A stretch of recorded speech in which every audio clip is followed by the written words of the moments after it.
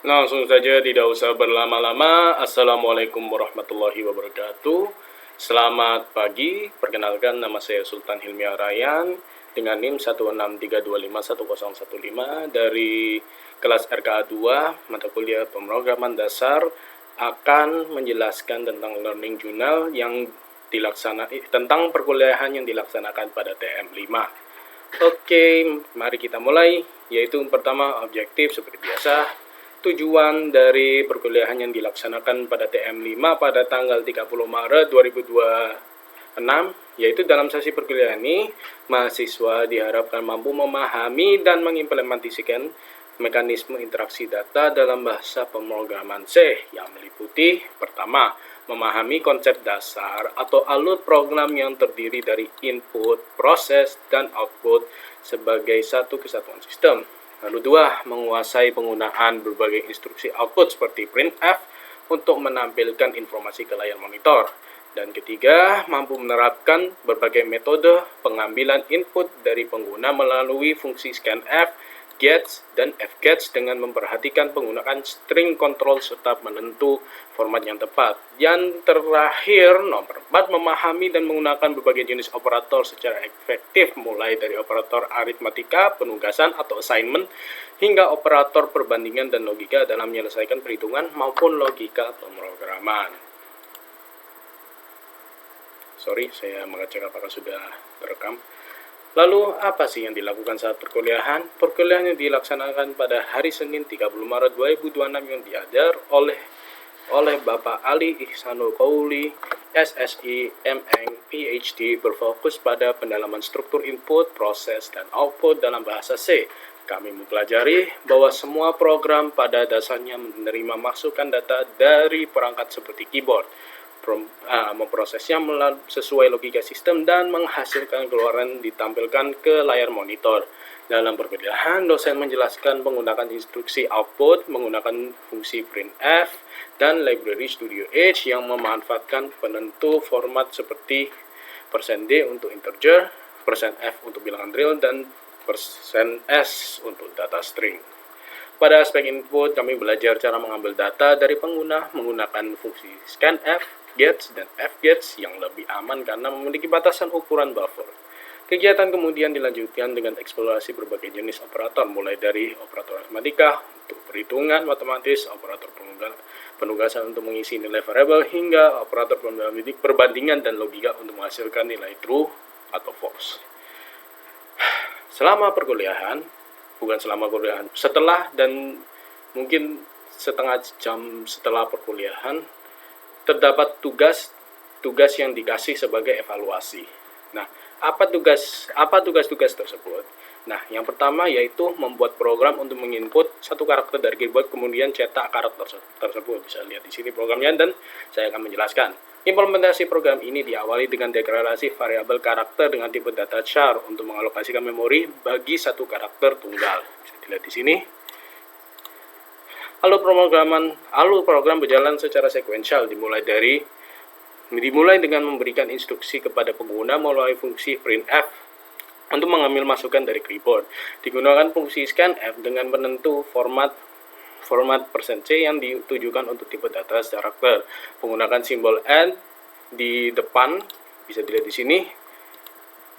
Di depan nama variabel sangat krusial karena berfungsi untuk mengarahkan data masukan langsung ke alamat memori variabel yang telah disiapkan. Dan terakhir, program memanggil kembali data tersebut dari memori dan menampilkan ke antarmuka terminal, memastikan bahwa proses input dan output berjalan dengan akurat, yaitu dengan menggunakan return 0, mohon maaf. Nah, jangan lupa kita harus mencoba apakah berhasil. Bisa dibuktikan langsung. Maaf, sebentar saya isi minum. Mari kita coba. Peace. Bisa dilihat ini akan saya munculkan satu karakter, misal G. Nah, bisa dilihat ini input saya meletakkan input G dan hasilnya outputnya karakter Anda titik 2 G. Bisa dilihat di sini. Oke, coba karakter lain. Coba kita T, U. Maka karakter adalah T, karena kita itu tidak memaksud bracket untuk berapa karakter yang bisa diletakkan. Jadi otomatis akan hanya memunculkan satu karakter.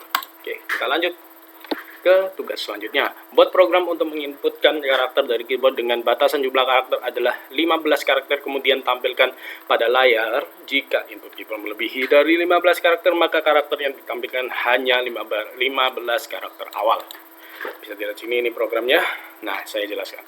Dalam implementasi ini, langkah pertama adalah mendeklarasikan variabel teks sebagai array karakter dengan ukuran 16. Mengapa 16? Karena sebuah string memerlukan satu slot tambahan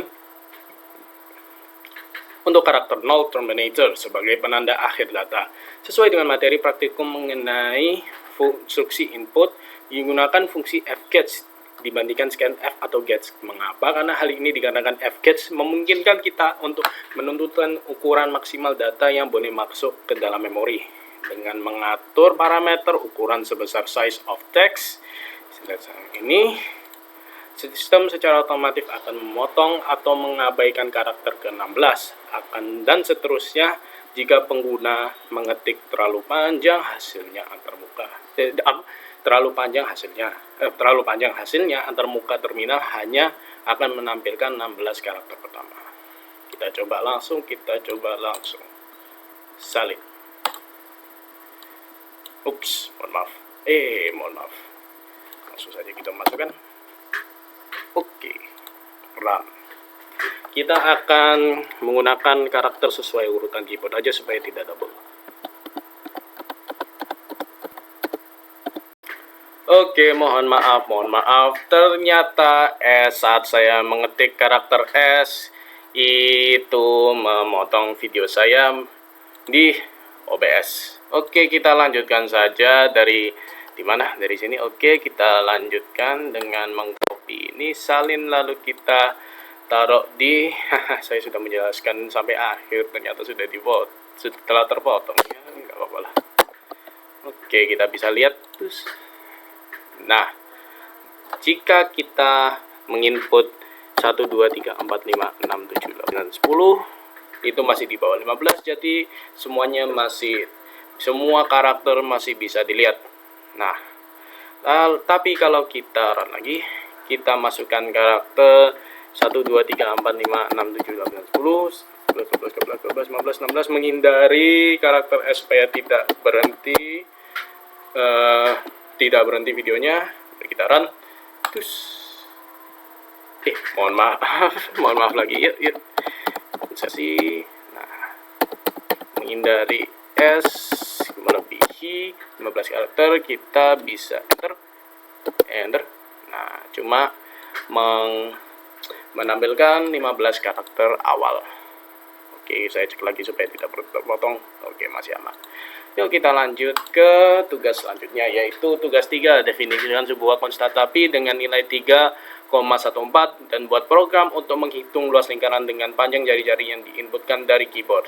Bisa dilihat, ini kodenya. Saya jelaskan. Digunakan dengan pertama instruksi define p as 3.14. Bisa dilihat di sini. Nah, mengapa itu? Supaya ini bisa di luar fungsi utama untuk menetapkan nilai statis yang tidak dapat diubah selama program berjalan. Untuk menampung nilai jari-jari dan hasil perhitungan luas yang kemungkinan besar memiliki angka desimal, dipilih tipe data float. Proses perhitungan dilakukan dengan operator perkalian sesuai rumus matematis luas lingkaran. Dan pada bagian output digunakan penentu format %.2f di dalam fungsi printf. Bisa dilihat di sini. Nah, apa sih fungsinya? Untuk membatasi tampilan angka desimal agar lebih rapi, yaitu hanya memunculkan 2 angka di belakang koma. Kita langsung saja. Nah, kita langsung saja. Salin, lalu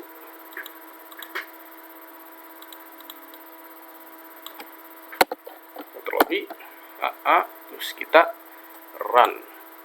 Nah, kita masukkan jari-jarinya, coba 7. Yap, sesuai rumus luas lingkaran hasilnya 153. 3,46 dengan pi 314. Coba kita menggunakan angka yang lebih besar, 89. Iya, masih sesuai dengan rumus hasilnya. Oke, kita lanjut ke nomor 4. Buat program untuk menghitung 4x² min 3x plus 2 dengan nilai merupakan input dari keyboard. Ya, kita langsung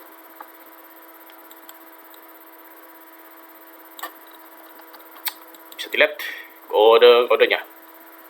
Nah, apa sih penjelasannya? Kita langsung. Program dimulai dengan meminta pengguna memasukkan nilai X menggunakan fungsi scanf dengan penentu format %d karena kita menggunakan tipe data integer. Logika utama program terletak pada baris kalkulasi hasil 4 dikali X min 3 kali X plus 2. Nah, di sini digunakan operator perkalian. Nah, bisa dilihat ini. Secara berurutan untuk mensimulasikan perpangkatan X pangkat 2.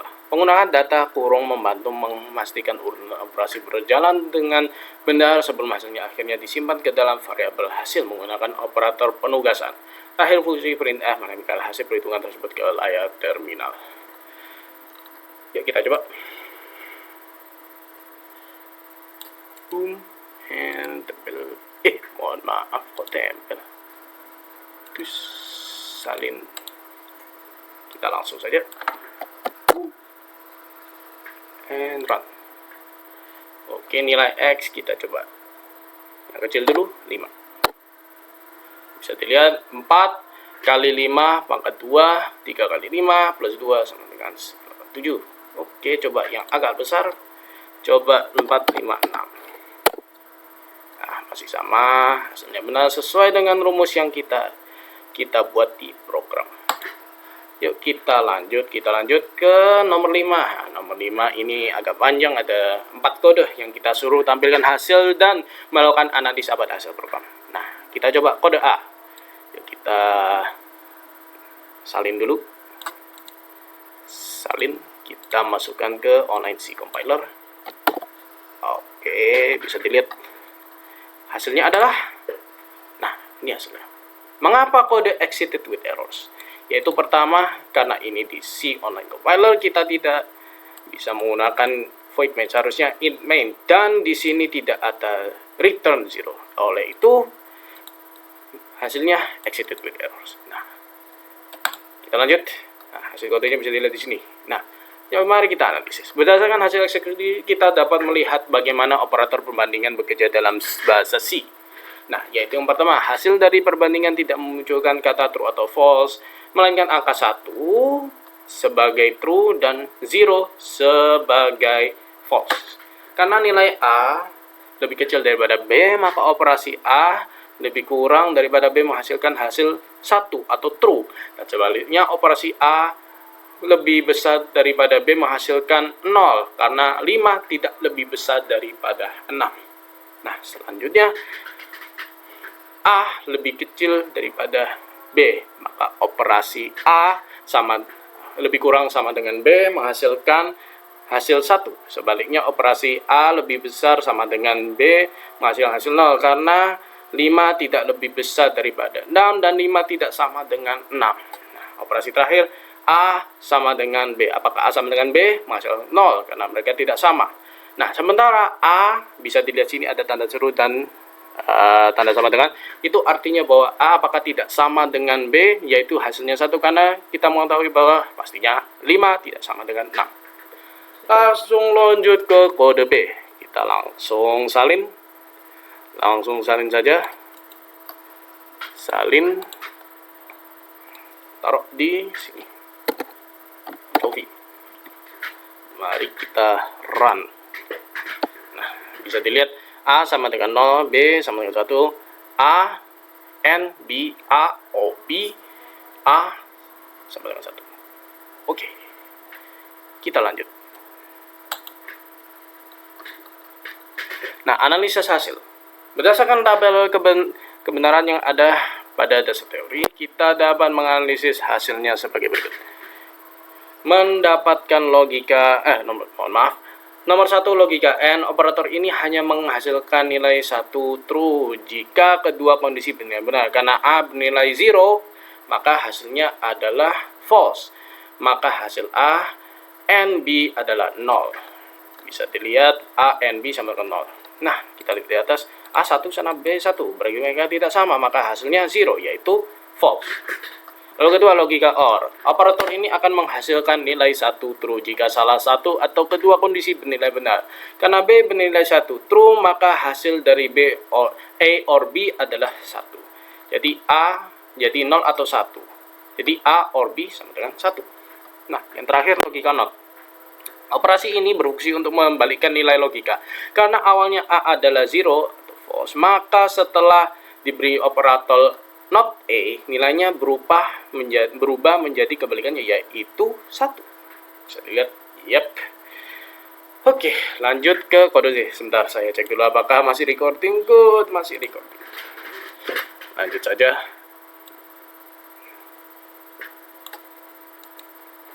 Kita salin kode Z. Masukkan ke compiler. Boom, and run. Nah, bisa dilihat. Nah, ini menggunakan bitwise.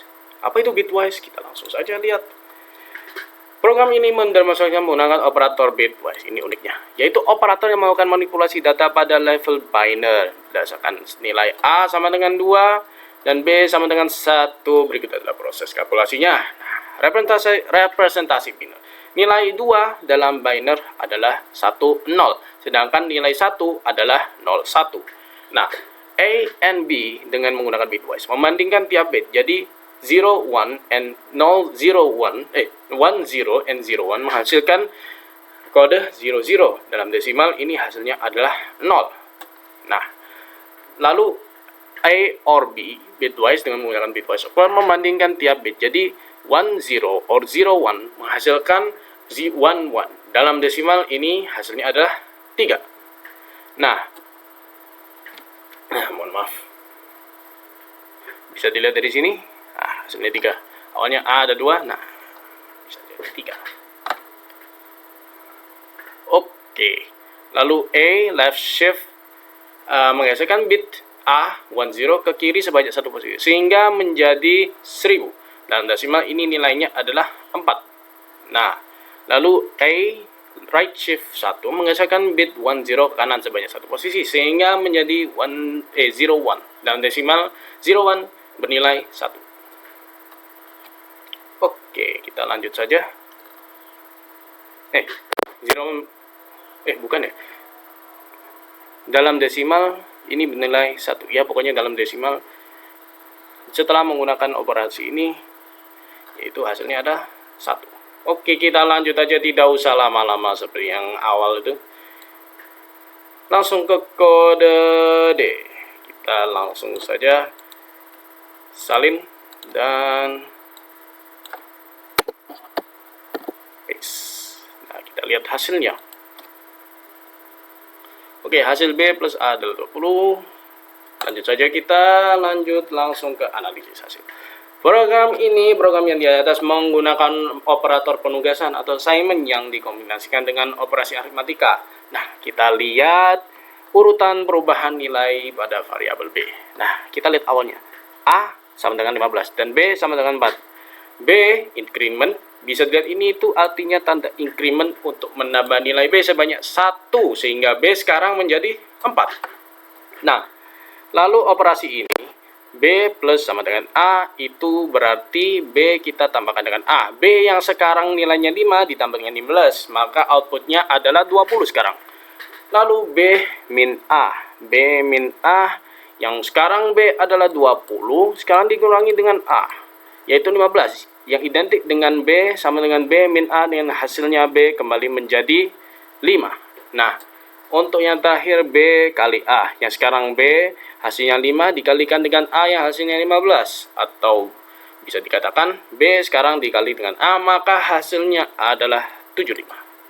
Nah, dari semua evaluasi ini, semua pembelajaran yang dilaksanakan pada D5, apa hasilnya? Seperti biasa, semua pembelajaran dalam semua perkuliahan yang dilaksanakan dari TM1 sampai akhir memiliki hasil sesuai dengan apa yang diharapkan oleh mahasiswa. Jadi sekarang kita hasilnya yaitu pertama, memahami konsep dalam alur program yang terdiri dari input, proses, atau output. Kita sekarang sudah menguasai output seperti printf, sudah dapat menerapkan metode input, dan kita juga dapat menggunakan berbagai jenis operator secara efektif. Nah, sekian dari semua penjelasan learning journal yang telah saya buat. Saya akhiri sekarang dan saya pamit dan sampai jumpa di penjelasan learning journal yang berikutnya. Baik, sekian kata. Mohon maaf atas semua salah perkataan. Wassalamualaikum warahmatullahi wabarakatuh.